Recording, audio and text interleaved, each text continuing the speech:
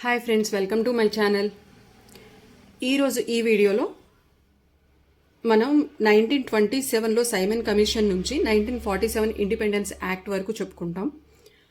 ఇందులో 1927 నుండి 1947 వరకు కేవలం కనీస హక్కులు కోరిన భారతదేశం చివరకు దేశ విభజనతో స్వాతంత్రాన్ని ఎలా సాధించింది, దానికి బీజం ఎక్కడ పడింది ఏంటనేది మనకి 1 by 1 ఒక్కొక్క యాక్ట్, కమిషన్లు, రిపోర్ట్లు, యాక్ట్ల వల్ల తెలుస్తుందన్నమాట. ఫస్ట్ వన్ వచ్చేసరికి సైమన్ కమిషన్ 1927లో ఏర్పడుతుంది. అప్పటి వైస్రాయ్ వచ్చేసరికి లార్డ్ ఇర్విన్. ఈ కమిషన్కి అధ్యక్షుడు సర్ జాన్ సైమన్. దీనిలో 1+6 మెంబర్స్ ఉంటారు. ఈ అందరూ కూడా బ్రిటిషర్స్ అయి ఉండడం వల్ల దీన్ని వైట్ కమిషన్ అని పిలుస్తారనమాట. ఈ కమిషను 1919 భారత ప్రభుత్వ చట్టం ఎలా అమలవుతుంది ఏంటనేది పరిశీలించడం కోసం, ప్లస్ రాజకీయ సంస్కరణలో చేపట్టాల్సిన ఆవశ్యకత ఎంత ఉంది ఏంటి అనేది స్టడీ చేయడం కోసం ఈ కమిషన్ ఏర్పడుతుందన్నమాట. ఇది పూర్తి చట్టబద్ధతో ఏర్పడడం వల్ల దీన్ని ఇండియా స్టాట్యుటరీ కమిషన్ అని కూడా అంటారు. ఈ కమిషన్లో అధ్యక్షుడు ప్లస్ మెంబర్స్ అందరూ కూడా బ్రిటిషర్స్ అయి ఉండడం వల్ల భారతీయులు దీన్ని యాక్సెప్ట్ చేయరనమాట. ఇది ఇండియాకి 2 సార్లు విజిట్ చేస్తుంది. విజిట్ చేసిన ప్రతి చోట కూడా సైమన్ గో బ్యాక్ అనే నినాదాలు, పూర్తి ఎజిటేషన్లు బాగా జరుగుతాయి. ఆ నిరసనలో కూడా ఇది 2 సార్లు పర్యటించి జూన్ 1930 జూన్ రిపోర్ట్ను సబ్మిట్ చేస్తుందన్నమాట. ఈ సైమన్ కమిషన్ యొక్క ముఖ్య సిఫారసులను చూసుకుంటే మనం, ఇది నూతన రాజ్యాంగ పునర్నిర్మాణం జరగాలి అండ్ అది ఫెడరల్ నేచర్ కలిగి ఉండాలి అని చెప్తుంది. అలాగే న్యాయంతో సహా అన్ని అంశాలలో సంస్థానాలకి స్వతంత్ర ప్రతిపత్తిని కలిగించాలి అని చెప్తుందన్నమాట. నెక్స్ట్ సిఫారసు చూసుకుంటే మనకి బర్మాను భారతదేశం నుండి, అలాగే సింధును బాంబే ప్రెసిడెన్సీ నుంచి వేరు చేయాలి అని చెప్తుంది. ఇంకో సిఫారసు ద్వంద్వపాలనకు బదులుగా ప్రావిన్స్లలో, బ్రిటిష్ పాలిత రాష్ట్రాలలో బాధ్యతాయుత ప్రభుత్వాలను ఏర్పాటు చేయాలని చెప్తుంది. ఈ ప్రతి ఒక్క సిఫారసు కూడా మనకి నెక్స్ట్ 1935 గవర్నమెంట్ ఆఫ్ ఇండియా యాక్ట్లో, అలాగే ముందు యాక్ట్లో ఇవన్నీ కూడా ముందు వస్తాయి అన్నమాట, జరుగుతాయి అన్నమాట.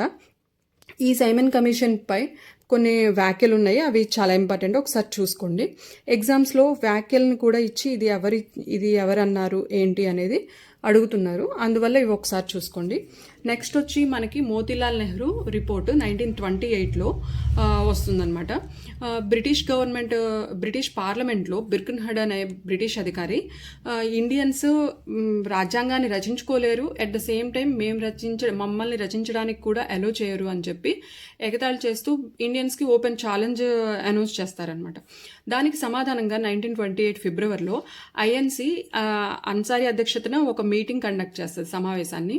ఆ సమావేశంలో మోతీలాల్ నెహ్రూ అధ్యక్షతన రాజ్యాంగ రచన ఉపసంఘాన్ని ఏర్పాటు చేస్తారనమాట. మేము రచించుకోగలం రాజ్యాంగాన్ని అని చెప్పి సమాధానంగా ఒక ఉపసంఘాన్ని ఏర్పాటు చేస్తారు. దానిలో మెయిన్ అంశాలు ఏంటంటే, ఫస్ట్ టైం స్వయం ప్రతిపత్తి గురించి అనౌన్స్ చేస్తారు. అలాగే ఫెడరల్ నేచర్ కలిగి ఉండాలి, ఫెడరల్ సిస్టంతో గవర్నమెంట్ ఉండాలి, ప్లస్ అది కేంద్ర బలాన్ని ప్రతిపాదిస్తూ రెసిడ్యూరీ పవర్స్ అంటే అవశిష్ట అధికారాలు కేంద్రానికి కల్పించాలి అని చెప్పి చెప్తుంది అనమాట. అలాగే కేంద్ర రాష్ట్రాల అధికారాల జాబితాలను కూడా ఇందులో చాలా క్లియర్గా రాజ్యాంగం అంటే ఎలా ఉంటుంది అని ఒక బేస్ కింద చెప్తారనమాట. కేంద్ర రాష్ట్రాల అధికారాల జాబితాను కూడా ఇందులో చెప్తారు. అలాగే భాషా ప్రయుక్త ఫస్ట్ టైం మనకి లింగ్విస్టిక్ బేస్డ్ స్టేట్స్ గురించి ఇక్కడ చెప్తారనమాట. భాషా ప్రయుక్త రాష్ట్రాల ఏర్పాటు గురించి, అలాగే మనకి 19 రకాల ప్రాథమిక హక్కులను గురించి కూడా ఇందులోనే ఫస్ట్ టైం మెన్షన్ చేస్తారు. అలాగే ద్విసభా పద్ధతి అనేది ఒక స్టేట్కో సెంటర్కో పరిమితం కాకుండా రెండిట్లో కూడా ద్విసభా పద్ధతి ఏర్పాటు అవ్వాలి అని చెప్పి ఈ రిపోర్ట్ చెప్తుంది. అలాగే ఓటు హక్కును గురించి కూడా ఇందులో డిస్కషన్ జరుగుతుందన్నమాట. జనాభా పరంగా, నైష్పత్తిక ప్రాతినిధ్య పరంగా ఓటు హక్కును కల్పించాలి అని చెప్పి ఈ రిపోర్ట్ చెప్తుంది. అలాగే ఇది ముస్లింలకి సెపరేట్ ఎలక్టరేట్ని యాక్సెప్ట్ చేయకుండా వ్యతిరేకిస్తూ జనాభా ప్రాతిపదికన సాధారణ నియోజకవర్గాల్లోనే 1/3 నియోజకవర్గాలు ముస్లింలకి కేటాయించాలని చెప్పి చెప్తుందన్నమాట. అలాగే మనకి మైనారిటీస్ కూడా వాళ్ళ డెవలప్మెంట్కి సాధారణ నియోజకవర్గాల్లోనే 10 సంవత్సరాల పాటు కొన్ని సీట్లు వాళ్ళకి అలోకేట్ చేయాలి అని చెప్పి చెప్తుందనమాట. ఎక్కడ మనకి మైనారిటీస్కి కానీ ముస్లిమ్స్కి కానీ సెపరేట్ ఎలక్టరేట్స్కి ఇది యాక్సెప్ట్ చేయదనమాట. ఇక్కడ కూడా ఏంటంటే నెహ్రూ రిపోర్ట్లో కూడా కంప్లీట్ స్వాతంత్రాన్ని ఇది కోరుకోదు. ఇంకా సంపూర్ణ స్వాతంత్రం కాకుండా ప్రావిన్షియల్ ప్రతిపత్తి ఇస్తే చాలు అన్నట్టు దాన్ని కోరుతుందనమాట. దీన్ని బేస్ చేసుకుని నెక్స్ట్ 1929లో దీపావళి ప్రకటన రిలీజ్ చేస్తారు. ఎవరు అంటే వైస్రాయ్ లార్డ్ ఇర్విన్ అనమాట. అక్టోబర్ 31, 1929 దీపావళి రోజు ఇది రిలీజ్ చేస్తారు. ఈ రిపోర్ట్లో ఏంటంటే ఈ ప్రకటనలో స్వయం ప్రతిపత్తిని మేము ప్రొవైడ్ చేస్తాము, అలాగే రౌండ్ టేబుల్ కాన్ఫరెన్సెస్ని మేము లండన్లో కండక్ట్ చేస్తాము. సైమన్ కమిషన్పై ఒక ఏకాభిప్రాయం రావడం కోసం ఇండియన్లో ఉన్న ప్రతి రాజకీయ పార్టీ దానికి అటెండ్ అవ్వాలి అని చెప్పి ఓపెన్గా పిలుపునిస్తుంది అనమాట. దానికి అనుగుణంగా మనకి 1930-32 మధ్యలో 3 రౌండ్ టేబుల్ కాన్ఫరెన్సెస్ జరుగుతాయి. ఎక్కడ అంటే లండన్లో. ఎవరి అధ్యక్షతన అంటే రామ్సే మెక్డొనాల్డ్ అధ్యక్షతన. ఇవి జరగడానికి మెయిన్ రీజన్ ఏంటంటే రాజ్యాంగ సంస్కరణలు లేదా భారత భవిష్యత్ రాజ్యాంగము, అలాగే స్వరాజ్య అండ్ స్వపరిపాలన గురించి డిస్కస్ చేయడానికి ఇది జరుగుతుందన్నమాట. ఫస్ట్ రౌండ్ టేబుల్ కాన్ఫరెన్స్ చూసుకుంటే దానిలో 89 మంది మాత్రమే అటెండ్ అవుతారు. ఇక్కడ సంపూర్ణ స్వరాజ్ ప్రాతిపదిక మీద డిస్కషన్ జరిగితే వైస్రాయ్ యాక్సెప్ట్ చేయడం అనమాట. దానివల్ల ఐఎన్సీ దీన్ని రిజెక్ట్ చేస్తుంది, దీనికి అటెండ్ అవ్వదు మొదటి రౌండ్ టేబుల్ కాన్ఫరెన్స్కి. సెకండ్ రౌండ్ టేబుల్ కాన్ఫరెన్స్ కన్నా ఐఎన్సీ మెంబర్స్ అటెండ్ అవ్వడం కోసం అని చెప్పి గాంధీ ఇర్విన్ మధ్య ఒక ప్యాక్ట్ వస్తుందన్నమాట. దాన్ని ఢిల్లీ ఒడంబడిక అని కూడా పిలుస్తారు. 1931 మార్చ్ 5న గాంధీకి ఇర్విన్కి మధ్యవర్తిత్వానికి sir Tej Bahadur and MR Jayakar మధ్యవర్తిత్వం చేస్తారు. దీనికన్నా ముందు మనకి round table conferences civil disobedience శాసనోల్లంఘన ఉద్యమం జరిగిన తర్వాత ఇది వస్తుంది, ఆ టైంలో వస్తుందన్నమాట. ఆ శాసనోల్లంఘన ఉద్యమంలో భాగంగా తీసుకొచ్చిన ఆర్డినెన్స్ని ఉపసంహరణ తీసుకోవాలి, అలాగే ఉప్పు తయారీపై ఆంక్షలు తొలగించాలి. అప్పుడు ఎవరైతే ఆ మూమెంట్లో హింసకు పాల్పడి ఉంటారో వారిని తప్ప మిగతా రాజకీయ నాయకులందరినీ విడుదల చేయాలి జైలు నుంచి. అలాగే సత్యాగ్రహీల దగ్గర నుంచి స్వాధీనం చేసుకున్న ఆస్తులను తిరిగి ఇవ్వాలని చెప్పి గాంధీజీ చెప్తారనమాట. దానికి ఇర్విన్ ఒప్పుకోవడం వల్ల సెకండ్ రౌండ్ టేబుల్ కాన్ఫరెన్స్కి ఐఎన్సీ తరఫున గాంధీజీ అటెండ్ అవుతారు. దీనికి రామ్సే మెక్డొనాల్డ్ అధ్యక్షుడు అవుతారు. అలాగే ఈ దాంట్లో మెయిన్గా సమాఖ్య నిర్మాణం ప్లస్ మైనారిటీల గురించి డిస్కషన్ జరుగుతుంది. దీనిలో మైనారిటీస్కి ప్రత్యేక నియోజకవర్గాలను అలాట్ చేయడానికి గురించి డిస్కషన్ జరుగుతుంటే అంబేద్కర్ దాన్ని యాక్సెప్ట్ చేస్తారనమాట. గాంధీజీ ఒప్పుకోకుండా ఆ సెకండ్ రౌండ్ టేబుల్ కాన్ఫరెన్స్ని బహిష్కరించి ఇండియాకి వచ్చేస్తారు. ఇండియాకి వచ్చినప్పుడు గాంధీజీని అరెస్ట్ చేసి ఎర్రవాడ జైల్లో వేసేస్తారనమాట. ఈ డిస్కషన్స్ చర్చల ఫలితంగా కమ్యూనల్ అవార్డు ఒకటి రిలీజ్ చేస్తారు 1932లో. దీనిలో ఏంటంటే మైనారిటీ వర్గాల యొక్క ప్రాతినిధ్యం గురించి చెప్తూ ముస్లిము, సిక్కు, క్రిస్టియన్లకే కాకుండా ఎస్సీస్ కూడా సెపరేట్ ఎలక్టరేట్స్ని కేటాయించాలని చెప్తారనమాట. ఈ కమ్యూనల్ అవార్డుని వ్యతిరేకిస్తూ గాంధీజీ జైల్లోనే 1932లో గాంధీజీ ఈ పూణేలోని ఎర్రవాడ జైల్లో నిరాహార దీక్ష తీసుకుంటారనమాట. నిరాహార దీక్ష తీసుకుంటే ఈ గాంధీజీ అండ్ అంబేద్కర్ మధ్యవర్తిత్వం కోసం మదన్ మోహన్ మాలవీయ అండ్ రాజాజీ ఇద్దరు కూడా మధ్యవర్తిత్వం చేస్తారు. దాని ఫలితంగా పూనా ప్యాక్ట్ వస్తుంది. ఈ పూనా ప్యాక్ట్ మనకి ఎవరి మధ్య జరిగింది అంటే అంబేద్కర్ అండ్ గాంధీజీ మధ్య జరుగుతుంది. ఈ పూనా ప్యాక్ట్ వచ్చేసరికి దీంట్లో సెపరేట్ ఎలక్టరేట్ కాకుండా సాధారణ నియోజకవర్గాల్లో మైనారిటీస్కి ఉన్న 71 సీట్లకు బదులు 147 సీట్లని అలాట్ చేస్తారనమాట. దీని తర్వాత నెక్స్ట్ వచ్చేది మనకి థర్డ్ రౌండ్ టేబుల్ కాన్ఫరెన్స్. దీనిలో మెయిన్గా ఓటింగ్ అర్హత ప్లస్ రాష్ట్రాల ఆర్థిక వనరుల గురించి డిస్కషన్ జరుగుతుంది. దీనిలో మనకి ఐఎన్సీ కానీ లేబర్ పార్టీ కానీ ఇద్దరు కూడా అటెండ్ అవ్వరు.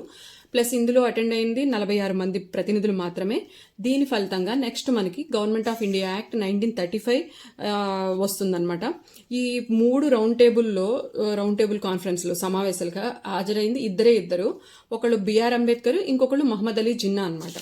నెక్స్ట్ మనకి చూసుకుంటే గవర్నమెంట్ ఆఫ్ ఇండియా యాక్ట్ 1935 దీనిలో 321 ఆర్టికల్స్ ప్లస్ 10 షెడ్యూలు 14 భాగాలు తో వస్తుంది ఇది. ఈ యాక్ట్ 1937 ఏప్రిల్ 1న మనకి ఇంప్లిమెంటేషన్కి వస్తుంది అనమాట. దీనిలో ముఖ్యాంశాలు చూసుకుంటే అఖిల భారత సమాఖ్య గృహంను ప్రతిపాదిస్తారు విత్ 11 బ్రిటిష్ పాలిత 11 ప్రావిన్స్లు ప్లస్ 6 చీఫ్ కమిషనర్ ప్రాంతాలు అనమాట. వీటితో కలిపి సమాఖ్యను ఏర్పాటు చేయాలని చెప్పి చెప్తారు. అలాగే ఇక్కడ కేంద్ర మరియు రాష్ట్ర ఉమ్మడి జాబితాల విభజన గురించి కూడా డీటెయిల్గా చెప్తారు, ఎందులో ఎన్ని ఉండాలి అని. కేంద్ర జాబితాలో 59 అంశాలు, రాష్ట్ర జాబితాలో 54 అంశాలు, ఉమ్మడి జాబితాలో 36 అంశాలు, మనకి అవశిష్ట అధికారాలయం వైస్రాయ్కి ఉండాలి అని చెప్పి చెప్తారనమాట. ఇది చెప్తుంది ఈ యాక్ట్. అలాగే కేంద్రంలో మనకి 1919 యాక్ట్లో రాష్ట్రాల్లో ద్వంద్వ పాలన ఏర్పడుతుంది, ట్రాన్స్ఫర్డ్ అంశాలు రిజర్వ్డ్ అంశాలు బేస్ చేసుకొని. అదేవిధంగా ఇక్కడ కేంద్రంలో ద్వంద్వ పాలన ఏర్పడుతుంది ఎప్పుడు అంటే 1935లో. రాష్ట్రాల్లో ద్వంద్వ పాలన 1990తో తీసేస్తారనమాట, అక్కడ ఉండదు. అయితే ఇది కన్ఫ్యూజన్ అవ్వకండి. కేంద్రంలో అంటే ద్వంద్వ పాలన డయార్కి వచ్చేసరికి 1935లో, రాష్ట్రాల్లో అయితే 1919లో ద్వంద్వ పాలన ఎండ్ అయిపోతుంది అనమాట రాష్ట్రాల్లో. కేంద్రాల్లో కొత్తగా వస్తుంది. ఇక్కడ ఈ యాక్ట్ 1935 యాక్ట్ వచ్చేసరికి దీనిలో మనకి సైమన్ కమిషన్లో చెప్పినట్టు రాష్ట్రాలకు స్వతంత్ర ప్రతిపత్తి కల్పించి రాష్ట్రాల్లో బాధ్యతాయుత ప్రభుత్వాన్ని ఈ యాక్ట్ ప్రవేశపెట్టిందనమాట. దీనిపై మనకి రీసెంట్గా జరిగిన ఎండోన్మెంట్ ఎగ్జామ్లో దీనిపై ఒక క్వశ్చన్ అడిగారు. సేమ్ ఈ పాయింట్ బేస్ చేసుకుని ఒకసారి అది చూద్దాం. ద్వంద్వ పాలనను రద్దు చేసి ప్రావిన్సులు లేదా రాష్ట్రాలలో బాధ్యతాయుత ప్రభుత్వాలను ప్రవేశపెట్టిన రాష్ట్రం ఏది? దీనికి ఆన్సర్ వచ్చేసరికి 1935 గవర్నమెంట్ ఆఫ్ ఇండియా యాక్ట్ అనమాట. ఇలా ఏ పాయింట్ మీద ఎగ్జామినర్ క్వశ్చన్ అడుగుతారనేది తెలియదు, అన్ని చూసుకోవాలన్నమాట. నెంబర్ ఆఫ్ రివిజన్స్ చేసే కొద్దీ మనకే ఆన్సర్ చేయగలుగుతాము. నెక్స్ట్ ఈ యాక్ట్ వచ్చేసరికి ఏంటంటే ఉన్న 11 ప్రావిన్షియల్ రాష్ట్రాల్లో 6 రాష్ట్రాల్లో ద్విసభా విధానాన్ని తీసుకొస్తుంది. ఎక్కడెక్కడ అంటే మద్రాస్, బాంబే, బెంగాల్, బీహార్, అస్సాం, యునైటెడ్ ప్రావిన్స్లో. ఈ యాక్ట్ ఓటు హక్కు పరిధిని 3% నుంచి 10%కి ఇంక్రీజ్ చేస్తుంది.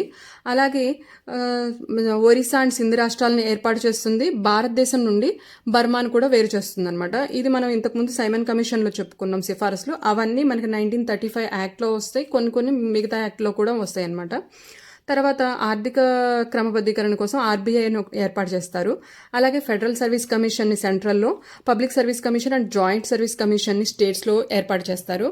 అలాగే 1937లో ఫెడరల్ కోర్టు ఏర్పడుతుంది 1+6 జడ్జెస్ తోటి. ఫస్ట్ ప్రధాన న్యాయమూర్తి ఎవరు అంటే మారిస్ గ్వేర్ అనమాట. ఈ కోర్టు ఇచ్చిన తీర్పులే అంతిమం కావు. ఈ కోర్టు యొక్క ఇచ్చిన తీర్పులను లండన్లోని ప్రీవీ కౌన్సిల్లో అప్పీల్ చేసుకోవచ్చు అనమాట. ఈ యాక్ట్ వల్ల కేంద్ర శాసనసభ్యుల సంఖ్య కూడా ఇంక్రీజ్ అవుతుంది, ఎగువ సభలోను దిగువ సభలోను. ప్లస్ ఈ government of India act secretary of state కౌన్సిల్ని రద్దు చేస్తుంది అనమాట. అలాగే ఇది చూడడానికి పైకి ఎన్నో ఇచ్చినట్టున్నా కూడా పవర్స్ అనేది కూడా టోటల్గా బ్రిటిష్ వాళ్ళ చేతుల్లోనే ఉంచుకున్నారు అన్నట్టు విమర్శలు చాలా వస్తాయి అన్నమాట. అందులో మెయిన్ వచ్చి మనకి జవహర్లాల్ నెహ్రూ ఇంజన్ లేకుండా గట్టి బ్రేకులు ఉన్న యంత్రం, అండ్ ఇది ఇంకో కొత్త బానిసత్వానికి నాంది పలకడానికి ఇది తీసుకొచ్చారు అని చెప్పి జవహర్లాల్ నెహ్రూ చెప్తారు. ఇలా కొన్ని ఇంపార్టెంట్ విమర్శలు ఉన్నాయి, అది ఒకసారి చూసుకోండి. అలాగే నెక్స్ట్ వచ్చేసరికి ఆగస్టు ప్రతిపాదన అని వస్తుంది మనకి 1940లో. అప్పటి ఎవరు తీసుకొచ్చారంటే లార్డ్ లిన్ లితుగో, అప్పటి వైస్రాయి, ఆగస్ట్ 8, 1940న. ఇది ఏం చెప్తుందంటే ఆ టైం మనకి సెకండ్ వరల్డ్ వార్ జరుగుతుంది. దానిలో బ్రిటిషర్స్కి ఇండియన్ వాళ్ళు సపోర్ట్ చేయడం చాలా ఇంపార్టెంట్ గెలవాలంటే. దానికోసం అని చెప్పేసరికి యుద్ధం తర్వాత మేము మీకు డొమైన్ స్వయం ప్రతిపత్తి కల్పిస్తాము, అలాగే రాజ్యాంగాన్ని రచించుకునే హక్కును కూడా ప్రొవైడ్ చేస్తామని చెప్పి ఈ ప్రతిపాదిస్తారనమాట. అయితే దీనికి డిస్కస్ చేయడానికి 1920 ఆగస్ట్ 21న ఐఎన్సీ ఒక వార్దాలో ఒక కమిటీ కాన్ఫరెన్స్ తీసుకొని ఆగస్టు ప్రతిపాదనని తిరస్కరిస్తుంది అనమాట. తిరస్కరిస్తుంది. నెక్స్ట్ ఇది తిరస్కరించిన తర్వాత ఎలా అయినా ఇండియన్స్ దగ్గర నుంచి సపోర్ట్ తీసుకోవాలని క్రిప్స్ రాయబారాన్ని అనౌన్స్ చేస్తారు, పంపిస్తారనమాట 1942లో. దీనికి ఎవరు అధ్యక్షుడు అంటే సర్ స్టఫర్డ్ క్రిప్స్, సభ్యులు లార్డ్ పెతి క్లారెన్స్ అండ్ ఏవి అలెగ్జాండర్. ఇది ఎప్పుడు వస్తుందంటే 1942 మార్చ్ 11న. దీని ముఖ్యమైన ప్రతిపాదనలు ఏంటంటే, ఇది కూడా యుద్ధం తర్వాత మీకు డొమినియన్ స్టేటస్ ఇస్తాము, అలాగే రాజ్యాంగాన్ని రచించుకోవడానికి రాజ్యాంగాన్ని సభని ఏర్పాటు చేస్తాము, ప్లస్ సంపూర్ణ స్వాతంత్రాన్ని కూడా పొందే అవకాశాన్ని కల్పిస్తాము అని చెప్పి ఈ క్రిప్స్ రాయబారని చెప్తుంది. అయితే దీనితో డిస్కషన్ చేస్తారు ఈ క్రిప్స్ తోటి జవహర్లాల్ నెహ్రూ అండ్ మౌలానా అబ్దుల్ కలాం ఆజాద్ ఎలాగా చేసిన దీన్ని ఒప్పుకోరు అనమాట క్రిప్స్ రాయబారాన్ని. దీన్ని గాంధీజీ ఏంటంటే ఎలాగో వీళ్ళు క్లోజ్ చేసుకుని వెళ్ళిపోయే బ్యాంకే ఇది, దివాళా తీస్తున్న బ్యాంకు, ముందస్తు తేదీ వేసిన చెక్కు వంటివి అని చెప్పి క్రిప్స్ ప్రతిపాదనలు అని గాంధీజీ వ్యాఖ్య చేస్తారనమాట. నెక్స్ట్ వచ్చేసరికి రాజాజీ ఫార్ములా వస్తుంది 1944లో. సి రాజగోపాలాచారి అని ఇతను ఏం చేస్తారంటే ద వే అవుట్ ప్రణాళికని ఒక పాంప్లెట్ రూపంలో ఇది ఐఎన్సీకి ముస్లిం లీగ్కి మధ్య రాజకీయ స్తంభన ఏర్పడితే దాన్ని పోగొట్టడానికి దీన్ని తీసుకొస్తారనమాట, తాత్కాలిక ప్రభుత్వాన్ని ఫామ్ చేయడానికి. అయితే ఇది కూడా ఇద్దరు ఐఎన్సీని ఒప్పుకోదు, ముస్లిం లీగ్ ఒప్పుకోదు. కాకపోతే గుడ్ అటెంప్ట్గా గాంధీజీ గుర్తిస్తారనమాట. ఈ రాజగోపాలాచారిని ఈ ఫార్ములాని రాజాజీ ఫార్ములా అంటారు, at the same time CR formula అని కూడా అంటారనమాట. ఈ రాజాజీని గాంధీజీ యొక్క నైతిక మార్గదర్శిగా పిలుస్తారు. ఈ ఫార్ములాలో ముఖ్యాంశాలు ఏంటంటే, తాత్కాలిక ప్రభుత్వం ఐఎన్సీ అండ్ ముస్లిం లీగ్ కలిపి ఏర్పాటు చేయాలి, అండ్ ఫ్రీడమ్ ఫైటింగ్లో కూడా ముస్లిం లీగ్ ఐఎన్సీతో సహాయం చేయాలి ఐఎన్సీకి అని చెప్పి ఈ ఫార్ములా చెప్తుంది. అలాగే వాయువ్య భారతం అండ్ ఈశాన్య భారతంలో ముస్లిం మెజారిటీ ఉన్న ఏరియాలో ప్రజాభిప్రాయ సేకరణ జరిపి దానికి అనుగుణంగా డివైడ్ చేస్తాము అని చెప్పి ఈ రాజాజీ ఫార్ములా చెప్తుంది అనమాట. అయితే దీనికి ఐఎన్సీ అండ్ ముస్లిం లీగ్ రెండూ కూడా ఒప్పుకోవు. నెక్స్ట్ వచ్చేసరికి వెవెల్ ప్లాన్ వస్తుంది అనమాట 1945లో. దీనికి సమావేశం ఎక్కడ జరుగుతుందంటే సిమ్లాలో జరుగుతుంది. దీని ముఖ్యాంశాలు ఏంటంటే, వెవెల్ ప్లాను వైస్రాయ్ యొక్క ఎగ్జిక్యూటివ్ కౌన్సిల్లో ఉన్న మెంబర్స్ 14 మందిలో 13 మంది ఇండియన్స్నే తీసుకుంటాము, ఆ 13లో 6 ముస్లింలు, 7 ముస్లిమేతరులు అని చెప్తుంది అనమాట. అయితే ఈ ముస్లింలు మహమ్మద్ అలీ ఐఎన్సీకి ముస్లిం లీగ్కి దీంట్లో వాగ్వివాదం జరుగుతుంది. ఈ ముస్లిమ్స్ కేటాయించబడిన 6 సీట్లను ముస్లిం లీగ్లో ఉన్న ముస్లిం తోటే నింపాలి అని చెప్పి చెప్తాడనమాట. దానికి ఐఎన్సీ ఒప్పుకోదు. సో ఇది కూడా యాక్సెప్ట్ అవ్వదు అనమాట. ఈ వెవెల్ ప్లాన్లో ఇంకా మిగతావి ఏంటంటే, వైస్రాయ్కి వీటో పవర్ ఇస్తారు, అండ్ ఇక్కడ ఈ భారతదేశంలో బ్రిటిష్ వాళ్ళ ప్రయోజనాలు చూడడం కోసం హై కమిషనర్ అనే పదవిని కొత్తగా ఏర్పాటు చేస్తారనమాట.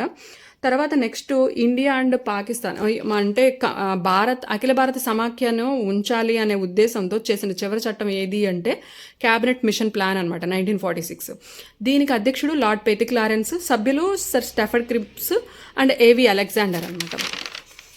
దీని ముఖ్యాంశాలు ఏంటంటే, అఖిల భారత సమాఖ్యకి సపోర్ట్ చేస్తారు, పాకిస్తాన్ వద్దు అని చెప్పి. అండ్ ముస్లిం జనాభా ఆధారంగా బ్రిటిష్ ప్రావిన్స్లు 3 గ్రూపులుగా డివైడ్ చేస్తారు. కేటగిరీ ఏ కింద ముస్లిం మైనారిటీ, కేటగిరీ బి కింద ముస్లిం మెజారిటీ విత్ 70% అండ్ అబోవ్ అనమాట. కేటగిరీ సి ఏంటంటే మెజారిటీ తక్కువగా, అది 50 to 55% మెజారిటీ ఉంటుంది. అయితే 50 to 55% మాత్రమే మెజారిటీ ఉన్న వాటిని కేటగిరీ సి కింద డివైడ్ చేస్తారు. అలాగే ఈ క్యాబినెట్ మిషన్ ప్లాన్లో రాజ్యాంగ పరిషత్తు ఏర్పాటు గురించి చెప్తారు. అలాగే ఇద్దరు కలిసి తాత్కాలిక ప్రభుత్వాన్ని ఫామ్ చేయమని చెప్తారనమాట. అయితే దీన్ని నిరసిస్తూ ముస్లిం లీగ్ ఏం చేస్తుందంటే, జిన్నా నేతృత్వంలో 1946 ఆగస్ట్ 16న డైరెక్ట్ యాక్షన్ డేగా తీసుకుంటుంది అనమాట. దీంట్లో బోల్డన్ని హింసాత్మక చర్యలు జరుగుతాయి. దానివల్ల కొన్ని వందల వేల మంది చనిపోతారనమాట. దానికి నిరసనగా బ్రిటిష్ గవర్నమెంట్ దీన్ని యాక్సెప్ట్ చేయదు, ఈ క్యాబినెట్ మిషన్ ప్లాన్ని. అయితే దీనికి అనుగుణంగా యాక్సెప్ట్ చేయదు. అయితే ఐఎన్సీ దీంట్లో క్యాబినెట్ మిషన్ ప్లాన్ ప్రతిపాదన ప్రకారం తాత్కాలిక ప్రభుత్వాన్ని ఫామ్ చేస్తుంది. ఎప్పుడు అంటే సెప్టెంబర్ 2, 1946న 14 మంది మంత్రులతో. దీనికి అధ్యక్షులు వెవెల్ అనమాట, ఉపాధ్యక్షులు జవహర్లాల్ నెహ్రూ. ఈ ఉపాధ్యక్షులే కాకుండా విదేశీ అండ్ కామన్వెల్త్ వ్యవహారాలను కూడా ఇతనే చూసుకుంటారు. వల్లభాయ్ పటేల్కి వచ్చేసరికి హోం అండ్ సమాచార శాఖ ఇస్తారు.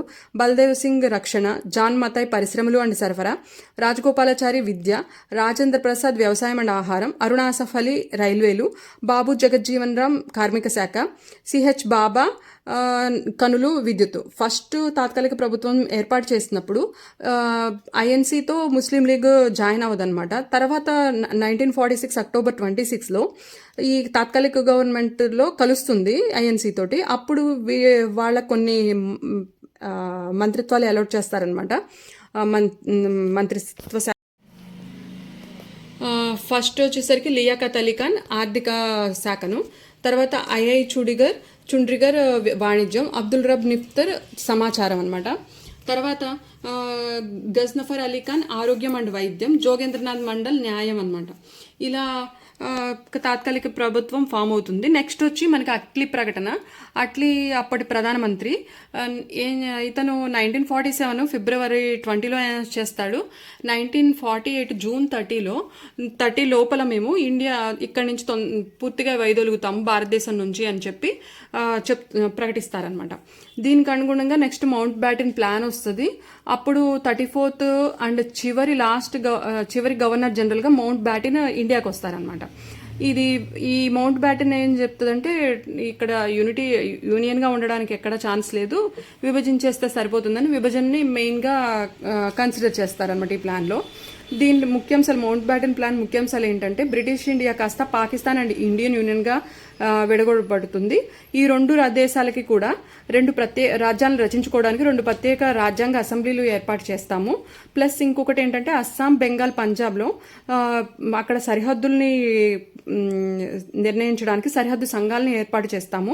అలాగే బెలూచిస్తాన్ అండ్ వాయువ్య ప్రాంతాల్లో మాత్రం అక్కడ ప్రజాభిప్రాయ సేకరణ తీసుకుని దానికి అనుగుణంగా సరిహద్దులను నిర్ణయిస్తాము అని చెప్పి మౌంట్ బ్యాటన్ ప్లాన్ చెప్తుందనమాట. దీన్ని యథాతథంగా మనకి నెక్స్ట్ ఇండిపెండెన్స్ యాక్ట్ వస్తుందన్నమాట 1947.